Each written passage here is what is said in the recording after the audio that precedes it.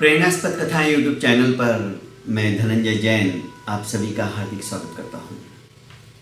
दोस्तों, स्वभाव को विभाव दशा की ओर ले जाने वाला यदि कोई है तो वह क्रोध है।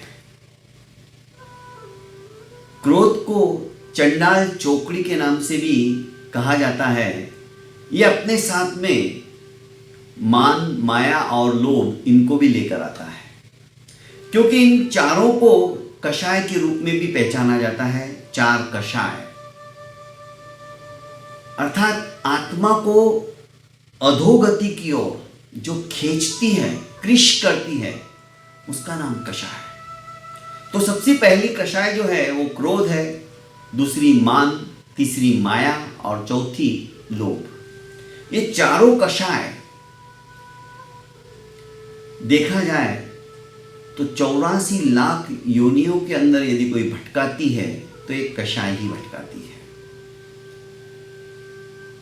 दोस्तों, एक छोटी सी कहानी, सबसे पहले हम क्रोध कषाय की बात करेंगे। कितनी खतरनाक होती है। क्रोध से ही आज तक जितने भी अनर्थ हुए हैं उसका मूलभूत कारण क्रोध है, गुस्सा है। दो विभागों के अंदर विभाजित करने वाला दोनों भाइयों को क्रोध है। घर का विभाजन क्रोध ही करता है। अहंकार के ऊपर जब ठेस पहुंचती है ना, तब व्यक्ति को क्रोध आता है, गुस्सा आता है। छोटी सी कहानी दोस्तों, जो कि हमें बहुत कुछ प्रेरणा दे रही है। एक नगर के अंदर नगर सेठ थे, इकलौता लड़का जब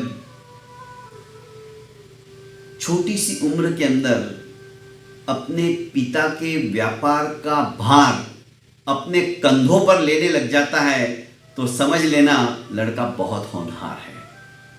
पिता की मौजूदगी में ही पिता के पद चिन्हों का अनुसरण करने वाला, उनके संस्कारों के साथ साथ व्यापार में कैसे अभ्युन्नति करना कम उम्र के अंदर ही यह लड़का सीख गया था। पिता को भी अपने बेटे के ऊपर नाज था, पर बेटे के सपने कुछ और थे। वो हमेशा सोचता, यह संपत्ति तो पितरोपार्जित है, मेरे पिता ने मेहनत करके कमाई है। मेरा भी कर्तव्य होता है कि मैं भी अपने हुनर से, अपनी कला से, अपनी बुद्धिमत्ता से कुछ ना कुछ करके बताऊं। कई बार वो अपने पिताश्री से कहता कि पिताजी, आपकी इजाजत हो तो मुझे परदेश जाने की आज्ञा दीजिए, मैं वहां जाकर व्यापार करना चाहता हूं। पिता उसे समझाते कि बेटा, तुम हमारे इकलौते पुत्र हो, संस्कारी हो, आज्ञाकारी हो और हमारे पास भगवान का दिया हुआ सब कुछ है। यहां तक कि तुम्हारी आने वाली 7 पीढ़ी भी बिना कुछ किए बैठे बैठे भी खाएगी ना तो भी खूटेगा नहीं, इतना हमारे पास है। तो फिर क्यों व्यर्थ के अंदर हमें छोड़कर तुम विदेश जाने की बात करते हो? तो पिताजी, मैं कौन सा हमेशा के लिए वहां जा रहा हूं, चंद वर्षों के पश्चात तो मैं आ जाऊंगा। ये उम्र है मेरी कुछ करने की।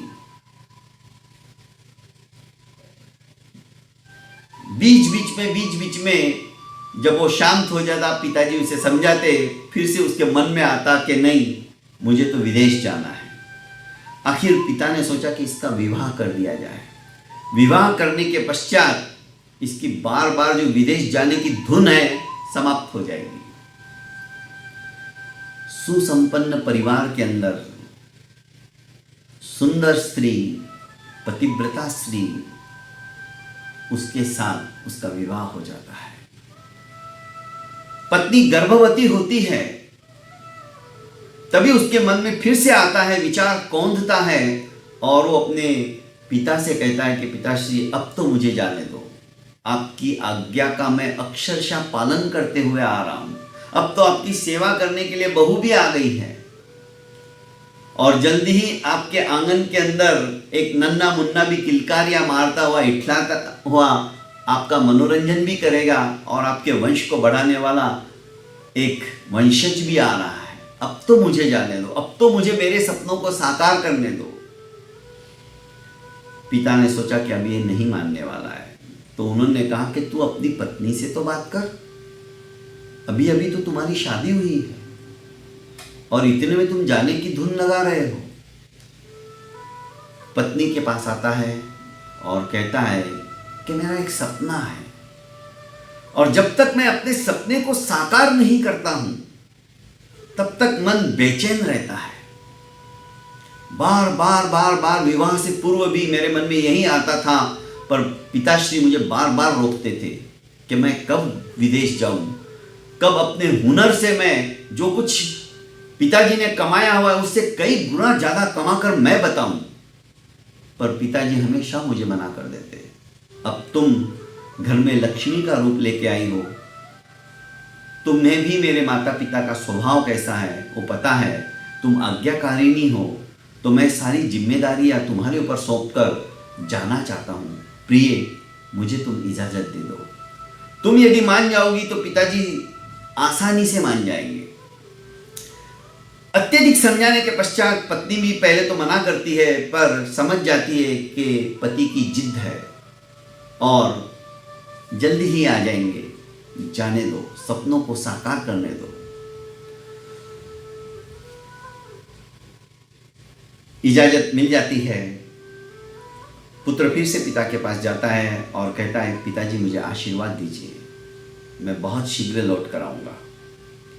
आवश्यक सामग्री लेकर, कुछ राशि लेकर, धनराशि लेकर विदेश यात्रा के लिए यह लड़का निकल पड़ता है।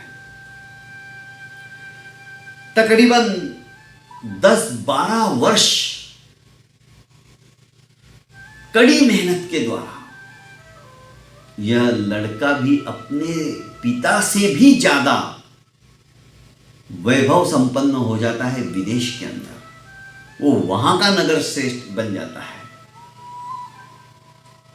दोस्तों, व्यापार जब हम करते हैं, चाहे हमारा कोई भी बिजनेस हो, आप आने वाले आगंतुक के साथ में कैसा व्यवहार करते हो, वो भी आपके व्यापार की अभ्युन्नति में सहायक होता है।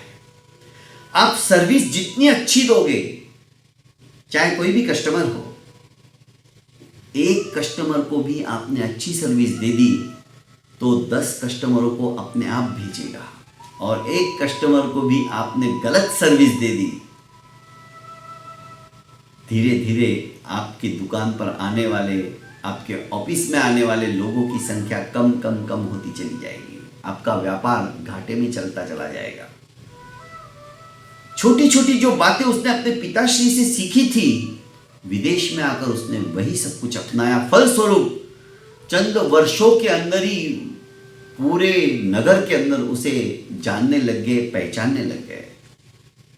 पर जननी जन्मभूमिश्च स्वर्गादपि गरीयसी, जननी और जन्मभूमि, मातृभूमि, उसका हमेशा गर्व होना चाहिए। लड़के को बार बार अब अपनी जन्मभूमि की स्मृति आने लगी, माँ की याद आने लगी, पत्नी की याद आने लगी, पिता की याद आने लगी। सोचा कि अब मेरा सपना भी पूरा हो गया है। वहां से सब कुछ अपना व्यापार समेटकर थल मार्ग से, जल मार्ग से और वायुयान मार्ग से 3 रास्ते होते हैं। तो उस समय जल मार्ग से ज्यादा सुविधाएं होती थी। जहाज के अंदर अपना सब कुछ सामान लाद कर यह व्यापारी पुत्र अपने देश के लिए रवाना हो जाता है। जल यात्रा तकरीबन 25-30 दिन की थी। एक जल यात्रा के अंदर ही, उस यान के अंदर, उस जहाज के अंदर एक बुद्धिमान व्यक्ति, उसका संपर्क इस षष्ठी पुत्र से हो गया। एक दिन उसने पूछा कि आप क्या काम करते हो? वह व्यक्ति बोला कि मेरी अक्ल की दुकान है और मेरी दुकान चलती फिरती दुकान है। मैं अक्ल बेचता हूं। क्या बात करते हो? आज तक मैंने तो ऐसा नहीं सुना। हाँ, एक अक्ल मैं 500 स्वर्ण मुद्राओं के अंदर बेचता हूं। अक्ल भी कभी बेची जाती है? इसको आश्चर्य हुआ। हाँ, बेची जाती है, पर मेरी अक्ल खरीदने वाले भी बिरले होते हैं। इसे लगा मैंने कमाया तो बहुत है, चलो देखता हूं। 500 स्वर्ण मुद्राएं मेरे लिए कोई बड़ी बात नहीं है। वो उसके सामने रख देता है और कहता है कि मुझे अक्ल दीजिए। जबकि यह लड़का विद्वान था, सुज्ञ था, विज्ञ था, विचक्षण था। दोस्तों, फ्री में दी हुई किताबें और फ्री में सुना हुआ जो ज्ञान रहता है ना, वो ज्ञान असर नहीं करता है। हमने भी आज तक कितने बड़े बड़े महात्माओं के, संतों के प्रवचन सुने हैं। इधर से सुनते हैं और क्योंकि फ्री का है ना, जब पैसे देने पड़ते हैं वो ज्ञान हमेशा अक्षुण्ण रहता है, कभी खत्म नहीं होता। ये बात ये लड़का जानता था। उसने 500 स्वर्ण मुद्राएं सामने रख दिया और कहा कि आप मुझे पहली अक्ल दीजिए, क्या है आपके पास? उस व्यक्ति ने कहा कि जब भी आप क्रोधाभिभूत हो, जब आपको क्रोध आए, तो 2 कदम पीछे हटकर तनिक शांति से सोचना, विचार करना कि इसका परिणाम क्या होगा।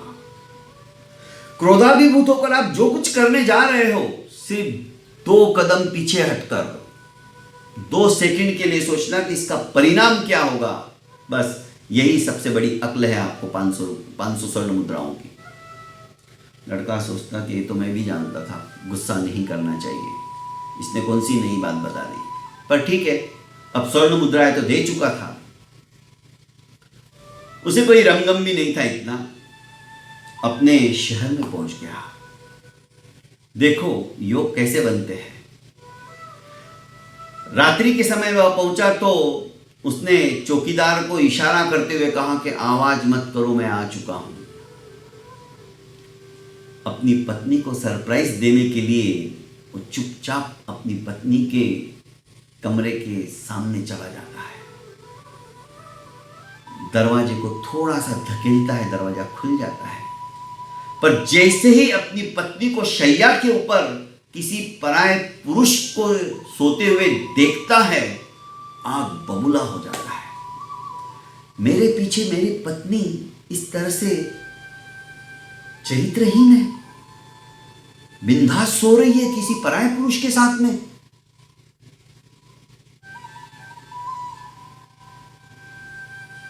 क्रोधाभिभूत होने के पश्चात बाहर आता है और अपनी तलवार ढूंढता है, तलवार लेके आता है और जैसे ही तलवार म्यान से निकालता है, 500 स्वर्ण मुद्राएं देकर जो उसने अक्ल खरीदी थी वो याद आ जाती है।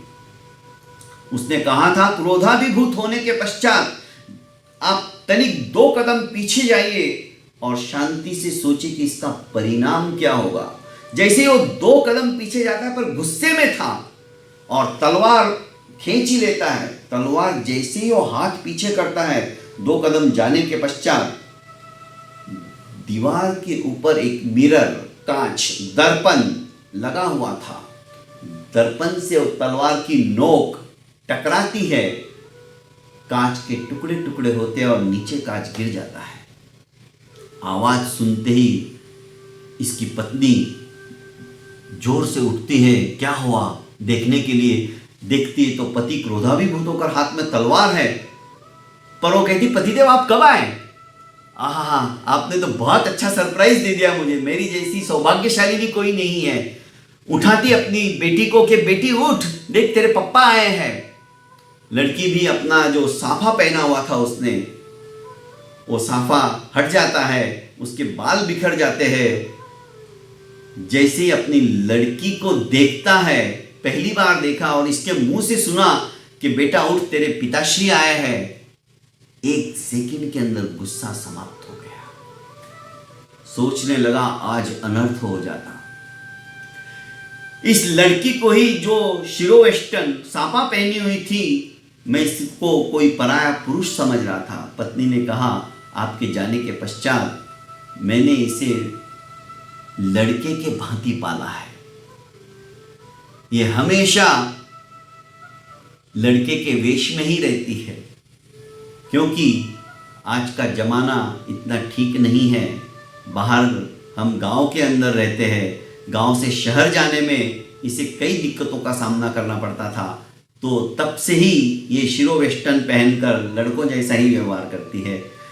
आज अहोभाग्य पहली बार, बेटा इनके चरण छुओ, ये तुम्हारे पिताजी है। तुम हमेशा रोज बोलती थी पिताजी कैसे है, क्या है, आज साक्षात दर्शन कर लो इनके। आए और कितना बड़ा सरप्राइज दे दिया है। इधर ये सोच रहा है कि काश यदि उस समय में मैंने और भी ज़्यादा उससे अक्ल खरीदी होती तो मेरे को कितनी काम आती। मैंने तो एक ही अक्ल ली और मैं सोचता था कि ये तो मुझे पता है, पर जब मैंने स्वर्ण मुद्राएं गिन के दी थी तो सचमुच में आज इस एक अक्ल की वजह से जो मैं क्रोधाभिभूत हो गया था और पीछे हटकर तनिक सोचता नहीं और वो कांच टूटता नहीं, 2 कदम पीछे हटने के पश्चात अनर्थ हो जाता।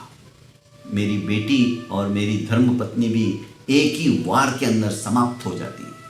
दोस्तों, क्रोध भयंकर होता है। क्रोध 4 प्रकार का होता है।